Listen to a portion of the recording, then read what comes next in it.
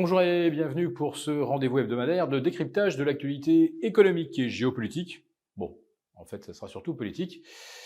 Je salue tous les abonnés de TV Liberté pour cet épisode que j'intitulerai Saint-Barthélemy contre Hockey Coral. Bon, vous voyez un petit peu à quoi je fais allusion, n'est-ce pas? Cette sortie assez lunaire d'Emmanuel Macron évoquant le chaos qui vient.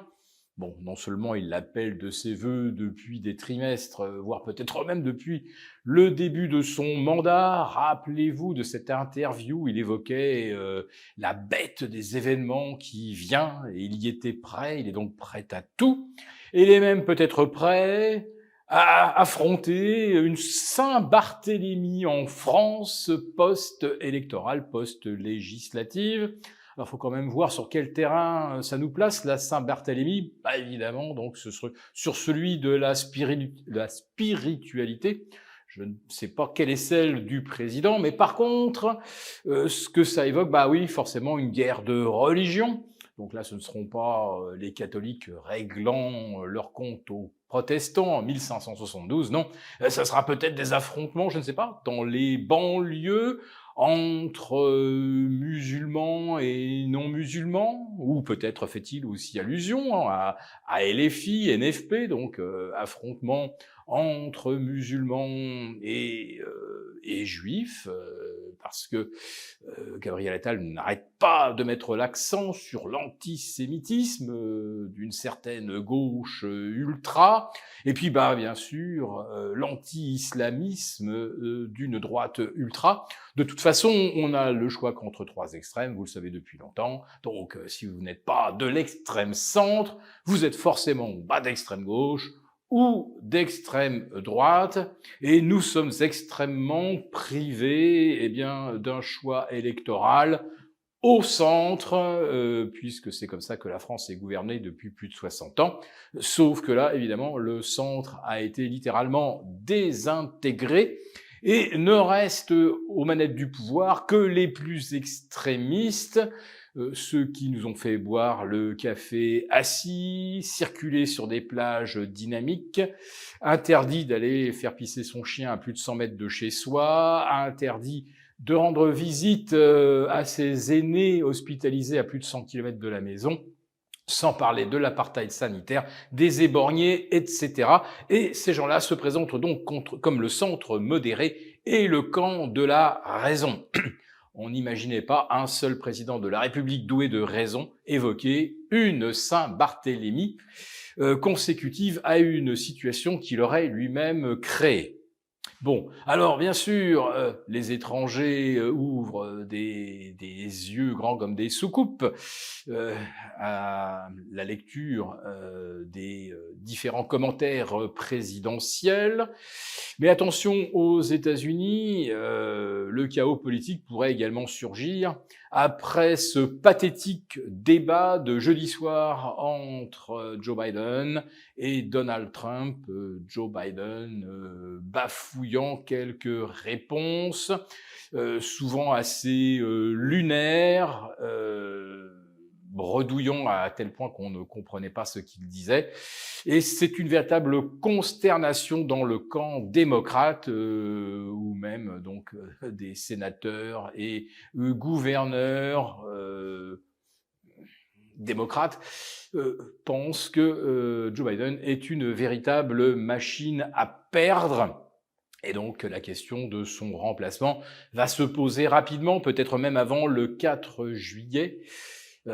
Est-ce que Joe Biden sera l'invité vedette de la célébration de la fête nationale américaine? On peut en douter, chaque fois qu'il apparaît, il fait perdre des points d'intention de vote dans son camp. Mais quel que soit le futur Premier ministre français ou le futur président américain, ils vont hériter d'une situation économique inextricable. On parle beaucoup des 3100 milliards de dettes de la France et des plus 1000 milliards de dettes depuis 4 ans. Mais que dire des États-Unis qui sont à 35 000 milliards de dettes et où pratiquement 8 dollars sur 10 en circulation ont été imprimés entre 2010 et 2024. C'est même un miracle si le dollar a encore une valeur contre l'euro, le yen et d'autres devises dites de réserve.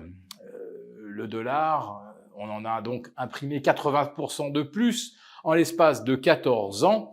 Eh bien, la valeur de référence qui est l'or aurait pu très bien voir son cours multiplié par 4 ou 5 depuis 2010, et c'est loin d'être le cas puisqu'on est toujours aux alentours de 2350 dollars l'once. Alors, je vous parlais d'une situation dégradée au niveau des finances, mais ce qui s'annonce est encore moins réjouissant, puisque toutes les enquêtes sur le moral des ménages et des chefs d'entreprise, que ce soit en France, en Allemagne, aux États-Unis, toutes ces enquêtes sont en train de basculer dans le sens d'une récession. Et encore, les derniers chiffres que nous avons en France, c'était avant l'annonce de la dissolution de l'Assemblée. Aujourd'hui, plus aucun chef d'entreprise ne fait la moindre projection dans l'avenir, et évidemment, plus aucune banque ne prête à quiconque aurait un projet immobilier. Donc, on s'en va vers un coup d'arrêt net et brutal de la croissance en France, ou tout du moins de ce qu'il en restait. Quant aux États-Unis, on risque également de voir la croissance chuter bien en dessous des 1,4 qu'on avait en fin de premier trimestre. Et avec une croissance aussi faible, eh bien, les indices américains parviennent quand même à gagner plus de 15% pour le S&P sur le premier semestre, 19% pour le Nasdaq, et le CAC 40, eh bien, 0. Voilà.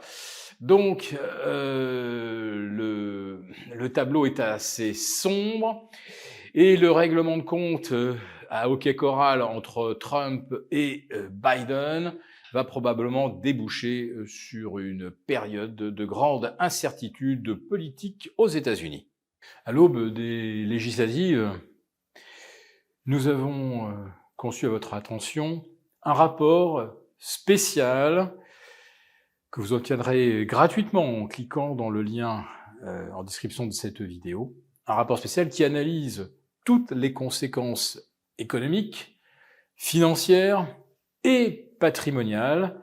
Et bien sûr, ce rapport vous offre également des mesures, des initiatives à mettre en place très rapidement pour protéger votre épargne, celle de vos proches. Tout ça donc dans un rapport gratuit que vous obtenez en cliquant en bas de cette vidéo.